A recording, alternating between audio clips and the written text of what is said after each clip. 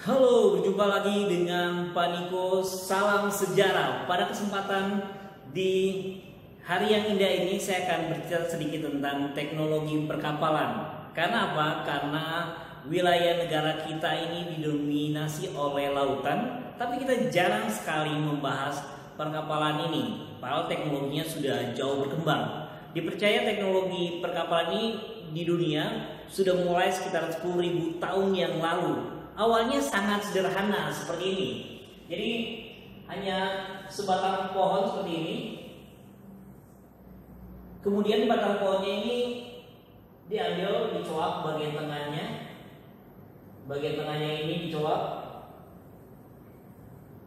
diseimbangkan tentunya.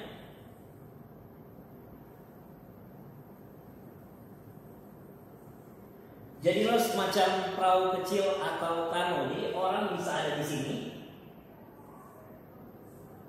dan dia bisa naik orangnya di sini.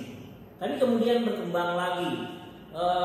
Bagaimana perahu ini jalan? Akhirnya diambillah, buatlah semacam dayung. Dayung itu menyerupai tangan kita, bentuknya seperti ini. Jadi kurang lebih seperti inilah dayung.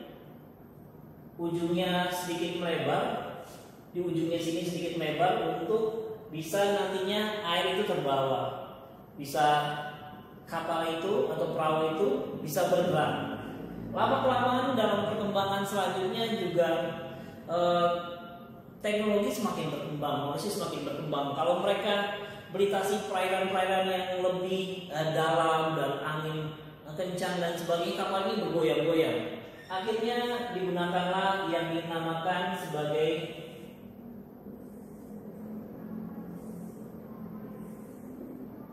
mengenalnya sebagai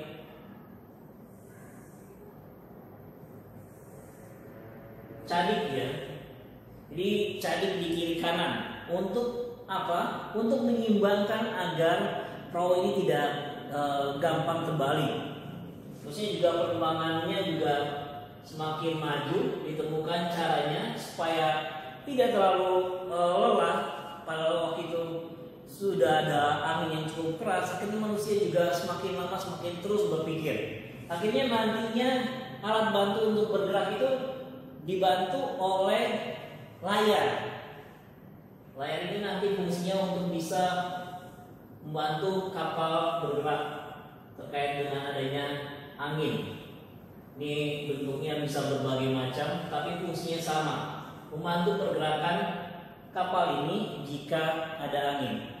Jadi perkembangannya terjadi. Di awalnya di Indonesia juga banyak digunakan yang namanya rakit. Rakit itu terbuat dari bila-bila kayu atau bila-bila bambu seperti ini. Bila-bilanya ini nantinya diikat, disatukan dengan akar-akaran, dan bila-bila ini bisa digunakan sebagai rakit. Ya, nanti orangnya bisa berdiri di sini. Ada orangnya di sini.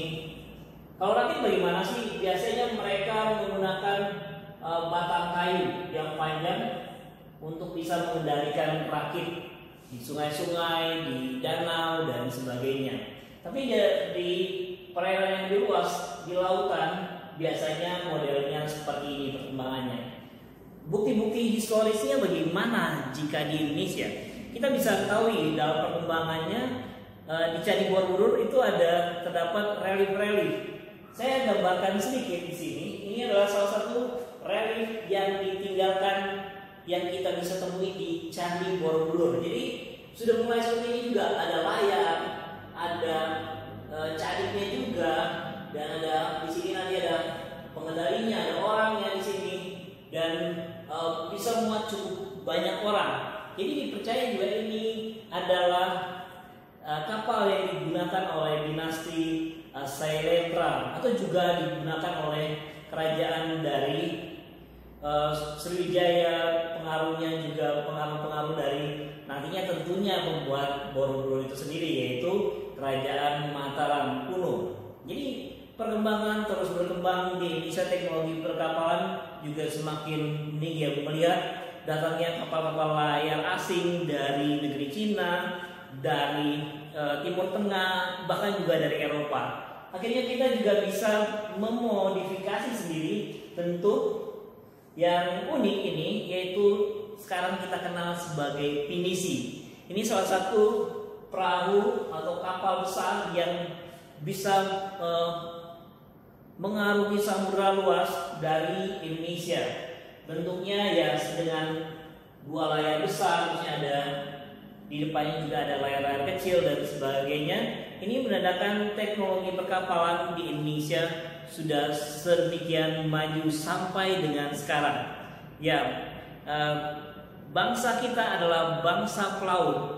Kita tahu nenek moyang kita sudah sampai ke tempat-tempat yang jauh, sampai ke pantai-pantai di Afrika, ke Madagaskar, terusnya sampai wilayah-wilayah jauh di utara, sampai wilayah di Australia di selatan, sampai di mana-mana. Kita tahu bangsa Indonesia sudah kemana-mana tentunya, sampai di hatiku, hatimu, dan cinta Indonesia harus selalu dan selamanya.